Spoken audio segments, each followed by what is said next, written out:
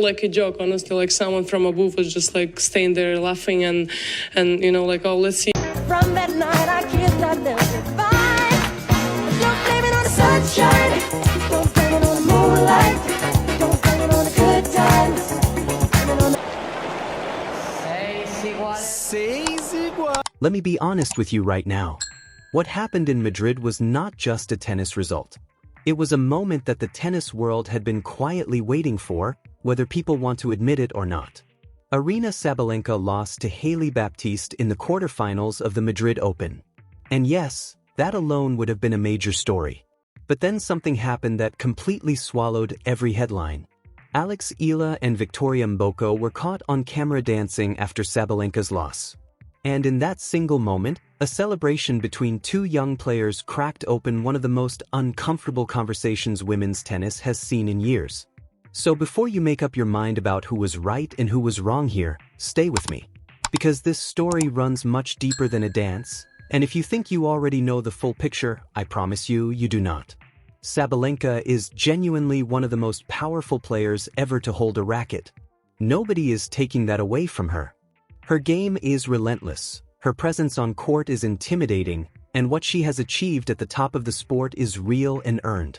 But alongside all of that, she quietly built something else entirely. A reputation. Not for grace. Not for class. Not for the kind of sportsmanship that makes you respect a champion even when they lose. She built a reputation for being the player who simply cannot handle it when someone else wins. And the evidence for that has been stacking up for years, match after match, moment after moment, in ways that the tennis world noticed even when the cameras moved on. It started with Madison Keys.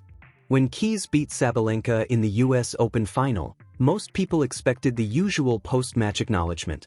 A nod. A few kind words. The basic decency you extend to someone who just competed at the highest level and came out on top. What Keys got instead was dismissiveness. Sabalenka's response made it clear that in her mind, the loss said more about her own bad day than it did about anything Keys actually achieved. Think about what that does to someone.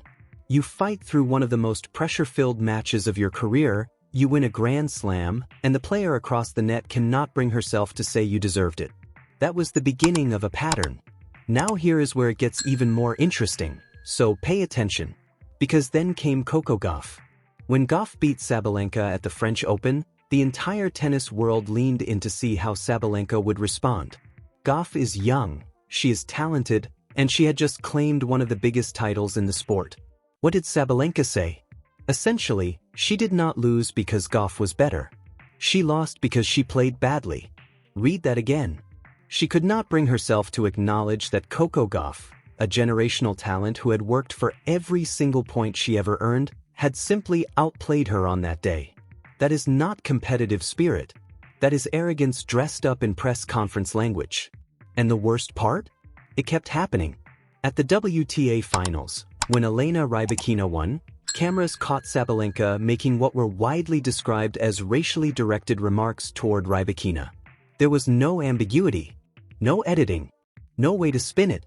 The tennis world saw exactly what happened, and what it revealed went far beyond poor sportsmanship. It showed a pattern of how Sabalenka views the players who dare to beat her. Not as worthy opponents, as problems. And that changes everything about how you see what happened in Madrid. So when Eala and Mboko danced, was it really that surprising? Was it really out of nowhere? Or was it the natural response of two young players who have watched someone at the top of the game spend years treating their peers with contempt and who finally felt free enough to express exactly how they felt about it? Because here is the thing about Eala that you need to understand, and this is the part that most people are skipping past entirely. Sabalenka has never hidden her irritation with Eala. Not on court, not off it. Eala has built a fan base that is electric, passionate, but the kind of devoted following that most athletes spend their entire careers dreaming about. And she built it without manufacturing a single moment of it. She built it through personality, through authenticity, through the kind of charisma that cannot be coached or strategized. It simply is. Even at the Laureus Sports Awards, where Sabalenka was the actual winner of the evening, Eala was the one who dominated the room. The energy followed her. The cameras followed her. The love in that building followed her. And by every account, Sabalenka was not happy about it. That is the thing that reveals more than any press conference ever could. When you are genuinely confident, when you are genuinely secure in who you are and what you have built, someone else's light does not bother you. It does not steal from yours. But when it does bother you, when a young player simply existing in the same space makes you visibly uncomfortable, that tells you exactly where the insecurity lives. Sabalenka has spent years performing confidence while quietly resenting anyone who threatens to outshine her. And Eala, without even trying, does exactly that. Now let me ask you something, because this is the part that I think most people are not being honest about.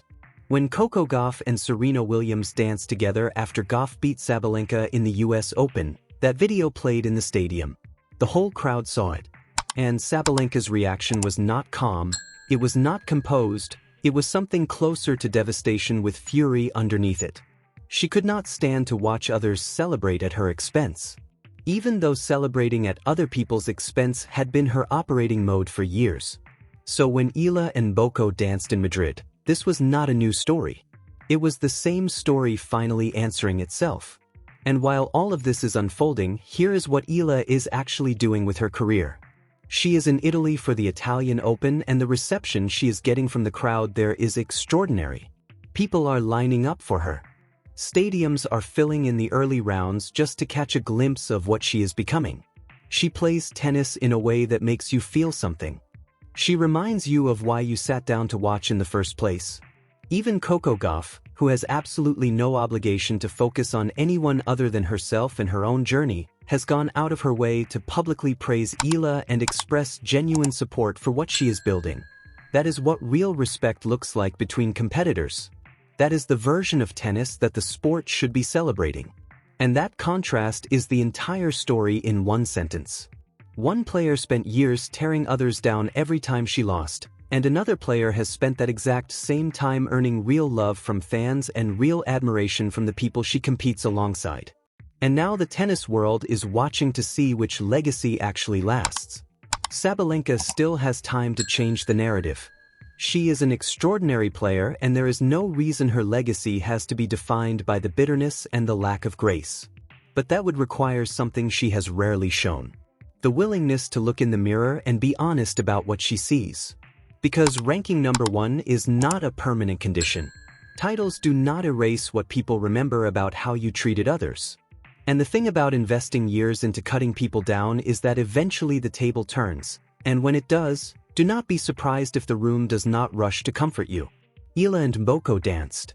And honestly, they were not dancing alone. A massive portion of the tennis world was right there with them. Not because they want Sabalenka to fail, but because the moment represented something that sport always comes back to eventually. Accountability. What you send out into the world has a way of finding its way back to you. Every dismissal of a worthy opponent, every mocking comment, every racially charged remark, every eye roll at someone else's spotlight, it all accumulates. And one day it lands right back at your feet. So here is what I want you to think about. Is Eala on track to become not just a great player but the dominant force in women's tennis? Someone who challenges Sabalenka on the court and completely overshadows her off of it? Because that trajectory is already visible if you are paying attention. The talent is there. The personality is there. The support is there. And the hunger that drives a young player to keep getting better every single week, that is absolutely there. And more importantly, what does this moment mean for tennis as a whole? Because when the next generation feels free enough to dance when they want to celebrate honestly, to stop shrinking themselves to protect the feelings of someone who never once protected theirs, that is a shift. That is something bigger than one quarter-final loss in Madrid. Drop your thoughts in the comments right now. Was the dance disrespectful or completely earned? Has Sabalenka's behavior over the years justified exactly what happened? Do you see Eala rising to a level that changes the entire power structure of women's tennis? And which single moment in all of this do you think was the real turning point? The comments section is open, and this is exactly the kind of conversation tennis needs to have right now.